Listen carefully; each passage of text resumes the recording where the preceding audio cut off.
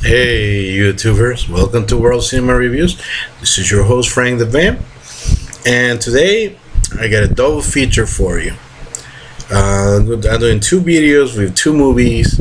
I done that for the ABCs of Death 1 and 2, and today I'm going to do that for See No Evil 1, See No Evil 2. And these films are of the slasher genre. First one beginning back on 2006, and it took 7 to 8 years for them to make a sequel. And I'm gonna tell you what I think about it, and hopefully, you'll enjoy my video as much as I enjoy telling you about it. So, first of all, this is directed by Gregory Dark, starring the awesome Glenn Jacobs, professional wrestler known as Kane. And we got also Christina Vidal, and we got Steven Vidler. So the plot is actually, pretty. I would say that it's interesting, pretty good. Even though it's kind of been done. So we have this. These two officers, and one of them played by Steven Vidler, and they're investigating a murder when they get attacked by by this vicious killer. One of them gets killed, the other one gets severely injured, and and then they can't find they can't find the killer. Years later, the same detective, brings back some young delinquents in order to have them reduce their prison sentence, have them clean up an old hotel, whereby, unfortunately, by coincidence, that used to be the scene of the crime, happened 4 years earlier, and turns out that the actual killer is hiding in there. Afterwards, they basically begin to be killed one by one by Kane. In this movie, it's called Jacob Goodnight. That's the name of the killer there, and that's pretty much the plot. Now, what I like about it is first of all, I think the acting of Glenn Jacobs is really good. Professional wrestler Kane is really imposing. I think he's 7 feet, over 300 pounds, and this man, it's huge. And he's so freaking intimidating. It's someone you will piss your pants if you're close to him. And definitely, he has, the way he looks is just not too appealing to the eye, and his style of actually murdering people by ripping their eyes off, it's quite gruesome. And this brought me back. Things that work definitely is the one being the presence. He plays it really well, as this evil, crazy killer. Another thing that works is the gore levels, and the actual slasher style brought me back to a nostalgic, era. There's no more. Well, still Friday the 13th wants to revive. Nightmare on Elm Street wants to revive. Halloween was tried to be revived by Rob Zombie, and we got a lack of subsistent horror franchises. And when I first saw this movie back on '06, I thought it was pretty good. And it's not fantastic, of course. It's really but he has his strengths, and definitely also the background. There's some character development where you can see the killer, why he turns out the way he is. A lot of no spoiler here. Most killers really have a really bad childhood, and Glenn Jacobs here was no exception. He was constantly physically abused and sexually ridiculed, and in horrible ways that messed him up, by his mother. And you can really feel the character and see his anguish, his fear, his religious misguided energy, and definitely his pain, and he makes others feel it. And things that are not good. It's rather formulaic. It's been done to death. There's no new background there. I think it's about an average slasher. This is bad because of character development and the good acting of Kane. See No Evil Part One gets a C plus on an average day, on a special night that you want to see and you want to remember the 80s. Maybe it gets a B minus, maybe. But I feel comfortable giving this a C plus. So if you're this is for horror fans. If you're too good to hardcore, definitely you will enjoy it. If you're really casual, this one may be just a midnight watch for you. So that's See No Evil Part 1. Now, on years happen, and I thought that this was just going to be a one-trick pony, right? But no, we got See No Evil 2, and luckily, I couldn't see it any other way by Glenn Jacobs reprising his role.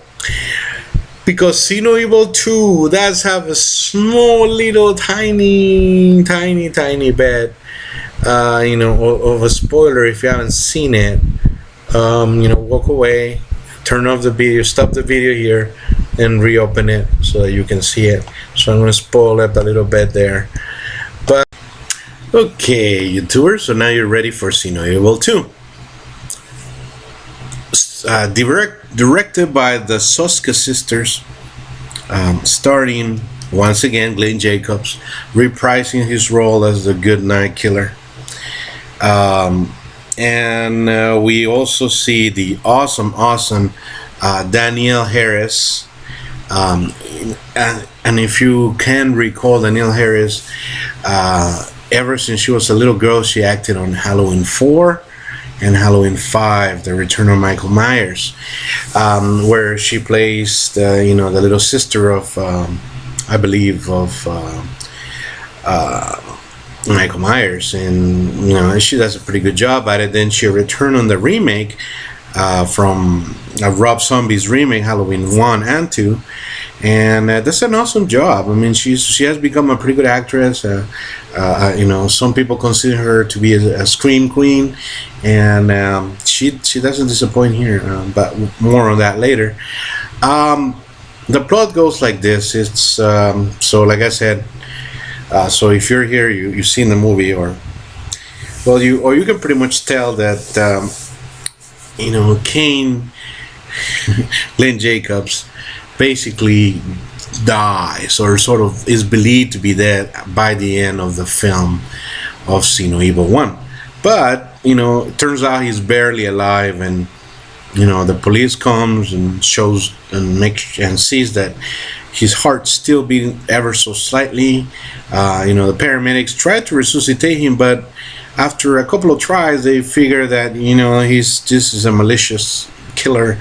Maybe he should just stop trying. But when they stop trying, they don't realize that and this could be true if you push it.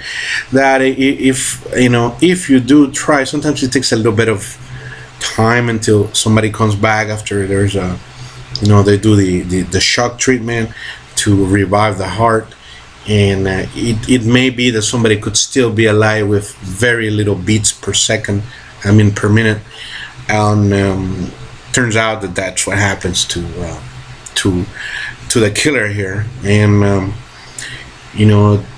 Danielle Harris plays this girl that works there with a guy who likes her, and her boss at a morgue, and and that's her birthday, and she's about to leave to a party, but she's being told, hey, there's some bodies coming out because of these murders that just happened. Because this is, like I said, it just pretty much begins where the other movie ends, and so she decides to stay there and helps her friends, but because it's her birthday, her friends decide to go to the morgue and surprise her, and basically, join her at the morgue and play pranks on her and stuff like that, and turns out, of course, that the killer comes back alive and starts killing them one by one. Before I start with the negative things that I like, I really like Glenn Jacobs. Once again, awesome acting. Danielle Harris, really good. Being her background and what she does, she's really believable. She's really likable. So that's good. The morgue, it works sort of. It's an eerie place to hold the slasher film. So that's a plus.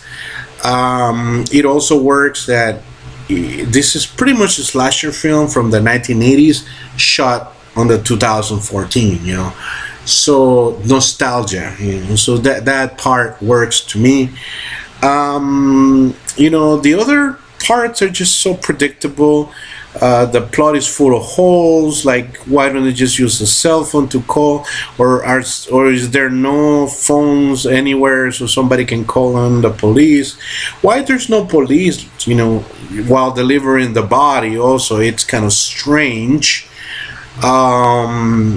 Because they usually hang around and have to fill out reports and stuff. I don't think they just drop off the body and says, okay, here you go, because they want to, see clues and stuff. And that's just only a few of the ending is, oh my gosh, the film has a lot of problems when the writings, once it's written. I know the hope of it, and it works as a slasher, but it has so many plot holes that are just ridiculous. Also, some of the other people that act here act so freaking awful. So we got, and it's pretty much an average slasher with some hope. So this is either a C+, C on a good day. It could be either a C-, on a bad day. So this is definitely a midnight watch for good horror fans. If you're just like, something you can't sleep, watch this. It's not so good.